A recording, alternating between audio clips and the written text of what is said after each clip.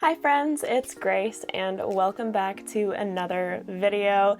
Today I wanted to do something a little bit different, and not different in terms of unique, because this is something that I've seen a lot of other people do and it is definitely inspired by other videos, but different because I don't usually do videos in this style where I live react to something that I see, but I wanted to look at the top 10 best books that I've ever read according to Goodreads rating, because I think that it's really interesting to see how, a lot of the times I'm sure I probably concur with popular opinion, but sometimes you really just don't. So I find it really interesting to see what the consensus is and what some of the highest rated books of all time on Goodreads are, and to see where I fall on them.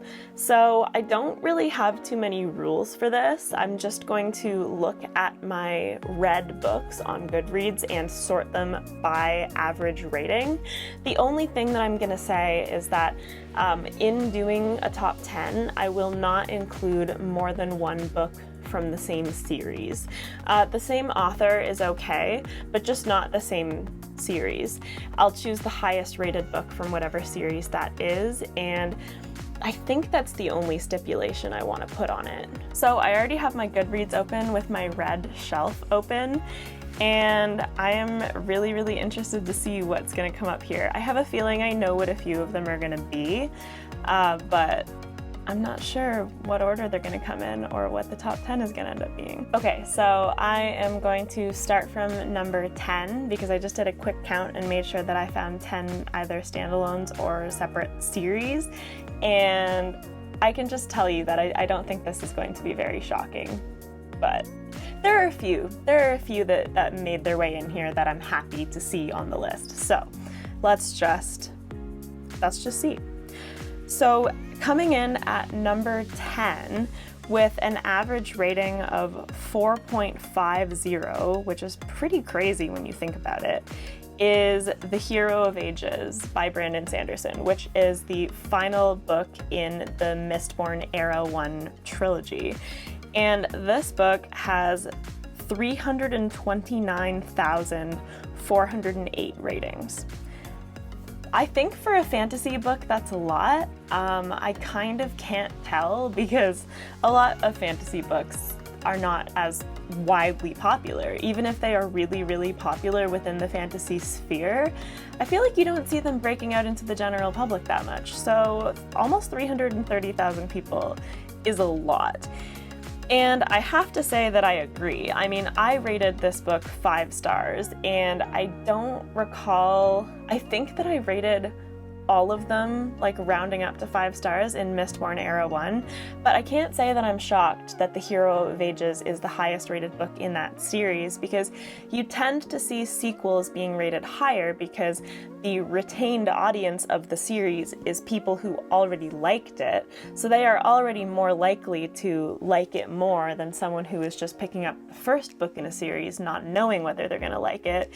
And The Hero of Ages is a fantastic conclusion, and I obviously won't say anything about the plot, but the way that Brandon Sanderson brings everything together in the Mistborn Era 1 trilogy is astounding and impressive. His attention to detail and callbacks and threads that come together, he is so good at that. And it all comes together in one massive Sanderlanche, and the ending of Mistborn Era 1 hurts as well. I'm not surprised. Let's just say that I'm not surprised. So next up, coming in at number 9, also with a 4.50 and 95,713 ratings. To be honest, I'm not sure why this is higher than The Hero of Ages. I'm not really sure how that works on Goodreads, because I figured that if the average rating was equal, then the one with the higher number of ratings would be higher, but maybe not. Maybe there's some rounding thing where they both round to 4.50, but this one actually has a higher rating. I'm not sure.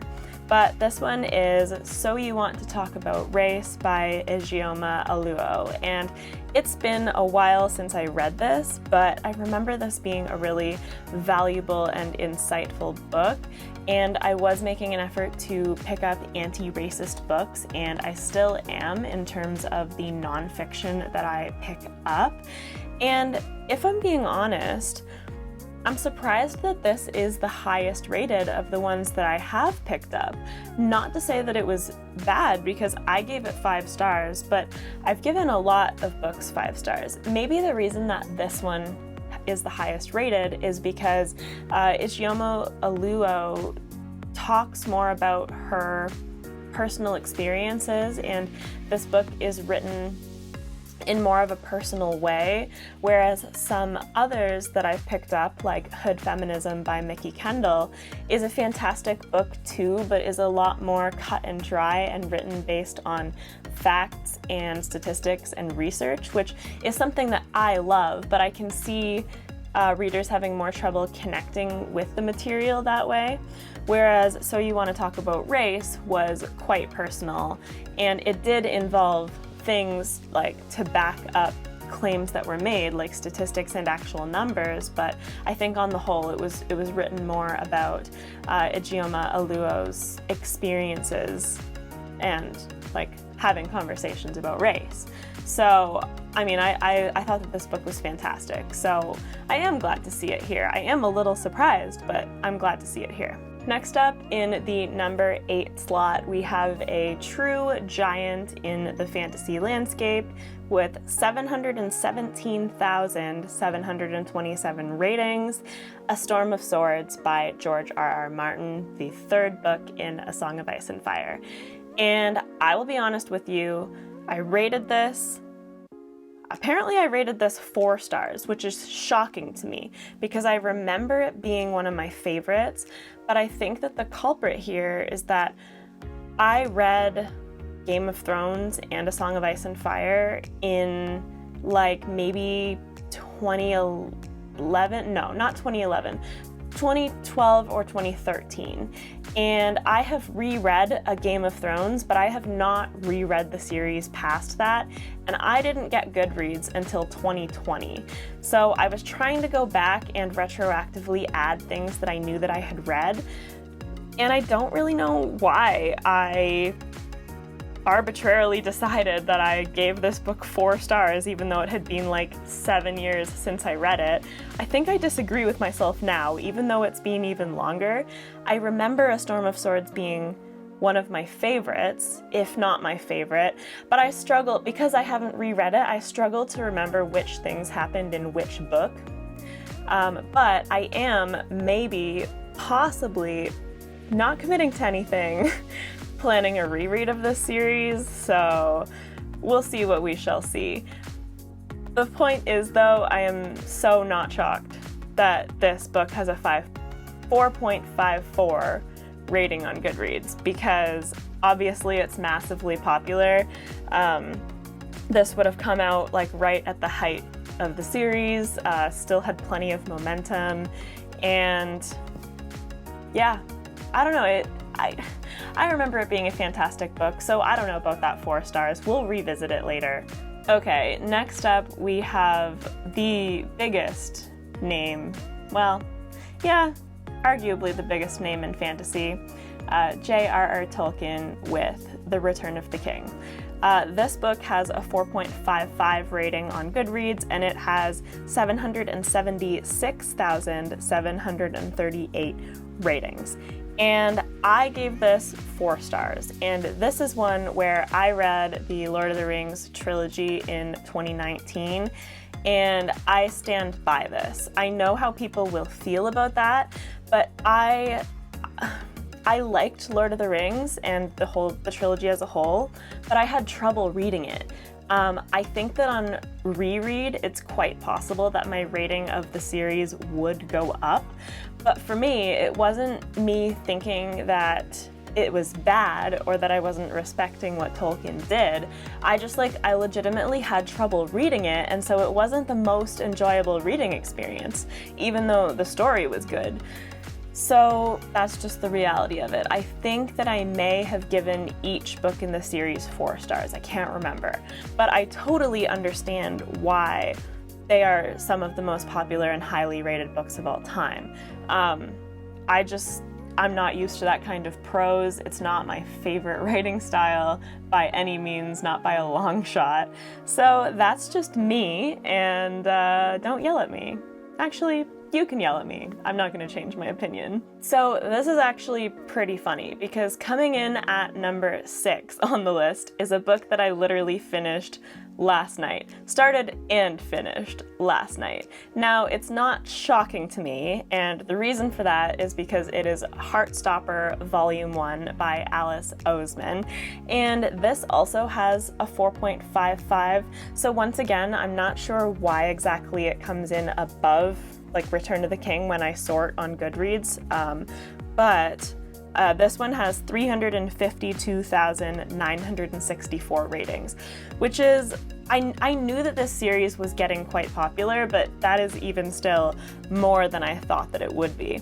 But it does make me happy because a book like this, because you know how something like Lord of the Rings or Game of Thrones, even when it's widely loved, you can still have some controversial opinions. Like, people can not like it and they can have valid reasons and you can understand why.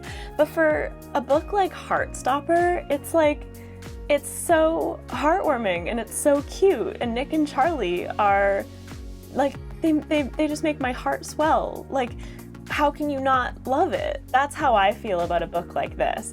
And so that's why I am not at all surprised to see it as one of the highest rated, just because it is so positive and like it explores so many positive themes like supportive friendships and like representation of various LGBTQ identities and coming out and the process of that. Like, it does deal with some more serious topics, but on the whole, it is just such a feel-good story. So, I mean, yeah, I gave this 5 stars. It was an easy 5 stars because I love it. Okay, so coming in at number 5, we're going from lighthearted to not so lighthearted, but very important and critical, like, information type of book. And so this one has a lot less ratings. So we're gonna need more people to read this book. I'm gonna need more people to read this book. And that is 21 Things You May Not Know About the Indian Act, Helping Canadians Make Reconciliation with Indigenous Peoples a Reality. So this has a 4.58, and this one only has 5,912 ratings. And okay, that's not entirely shocking because I understand that this doesn't have a wide, like, broad range of audience. Like, the audience for this book is basically either Canadians or people from other countries who are interested and invested in reading about the issues that Canada has and the dirty past with Indigenous peoples, and like they're motivated to learn about it, and that's amazing. But I totally understand that people in other countries don't necessarily even know, because Canada has done a lot to cultivate their image of being like the nice country and, oh, we don't have anything that we've done wrong. Yeah, okay. But anyway, this is a really important book, and I think that it has a very specific audience where people who aren't interested in reading political things won't pick it up in the first place, and it's not pushed as much as like anti-racism things are. And I mean, even though it is very much in the same vein as anti-racism, I think that's why it has so few ratings. But this is an incredibly informative and, quite frankly, damning book that if you are Canadian, you should read. And it basically tells you what the Indian Act is, its history, how it has changed, and it teaches a lot about the past and ongoing relationship of Canada, Canadian citizens, the Canadian government, and Indigenous peoples. And Yeah, you should read it. I mean, I gave it 5 stars, so I'm not shocked that among the people who have read it, it has a very high rating because it was an extremely well done book. It just needs more attention. Okay, so next up, the 4th most popular book that I've read according to Goodreads is The Nightingale by Kristen Hanna. And this one, I believe, has the most amount of ratings we've seen so far, which is 960,410. And it comes in at a 4.59 after all of those ratings. And the amount of ratings is not shocking because this is a book with like mainstream appeal, like New York Times bestseller list type of appeal. So I'm not surprised at all that a much broader audience has read this book compared with even some of the fantasy giants, because those just don't break into the mainstream all the time, like especially adult fantasy. And I gave The Nightingale 5 stars, and I think that I read it in 2019, if I'm not mistaken. And I do remember adoring this book. I still think that it's great, but I do wonder and I'm curious about how I would feel about it now, because I like historical fiction, but it at that time was not a genre that I had dived into too deeply and read too extensively. And even to this point now, it's not something that I've read extremely extensively, but recently I've spoken about how I don't like it when books do like trauma for trauma's sake. And this is something where I don't remember whether The Nightingale has that. I kind of think that it does. And so if I went back and reread it now, I don't know how I would feel, because I don't like feeling that my emotions are being manipulated for something that doesn't need to be in the story, and seeing characters suffer needlessly. And I don't know, like I do think that this book was great based on my memory of reading it in 2019. And I did give it 5 stars. And I have to say, I am not surprised at all that the public loves it, and I have recommended this book to people. I think I'm just curious about what I would think if I went back and reread it now. Coming in at number 3, and I think that on the whole it is not surprising that there is a book from this series on the list of most popular of all time on Goodreads, is Harry Potter and the Deathly Hallows, which is of course the conclusion to that series. It has a 4.62 rating on Goodreads after 3,269,998 ratings. So let's be honest, despite my nostalgia for this series and how I felt about it, it doesn't need any more attention from me. I think that it is doing fine just the way that it is. This is not my favorite book in the series. My favorite book in the series is actually The Half-Blood Prince, but I still gave The Deathly Hallows 5 stars. So it is the conclusion, so I'm not surprised that it has such a high rating and that it has the highest rating. But yeah, in my personal opinion, The Half-Blood Prince was my favorite. Now, for number 2, it is absolutely time to talk about a book that deserves more attention, because we just went from over 3 million ratings to this book that has 8,192. Which is a decent number, but like, man, does it deserve more, in my opinion. And that is Jade Legacy by Fonda Lee, the conclusion to the Greenbone saga. And it has a 4.7 rating on Goodreads, which is just one of the most insane things. That is an insane rating, and I gave it 5 stars. It is one of my favorite books of all time. The Greenbone Saga is one of my favorite series of all time. So do I think that it deserves this rating? Absolutely. I think that I am just so surprised that so many people share that opinion, and I'm so happy that they do. Like, I'm pleasantly surprised. Jade Legacy is just a phenomenal conclusion to a series. It was so emotional.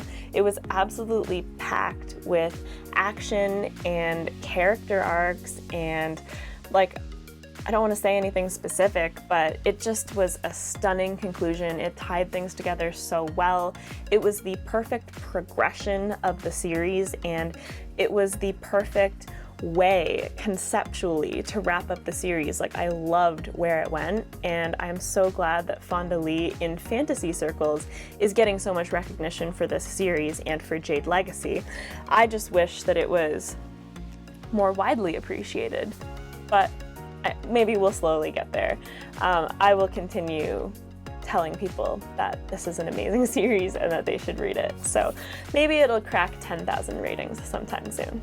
Coming in at the #1 slot, if you want, you can pause the video right now and try and guess what book this is, but to be totally honest with you, I was not shocked at all. This is actually the book that I thought was going to be #1, and it is, and I'm not surprised. It is one of my favorite books of all time, and it comes in at a 4.75 rating, and it's a full 5 points above Jade Legacy that is already at a 4.7, and this is even more impressive because it is with 267,679 ratings. So yeah, that is quite a few. And for those of you who already know what it is, for those of you who don't, it is Words of Radiance by Brandon Sanderson, the second book in Stormlight Archive. And this is my favorite Stormlight Archive book. I knew as soon as I read it that it was one of my favorite books of all time.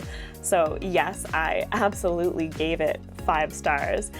But this is just another situation where I think that I'm shocked that so many people are in agreement about that.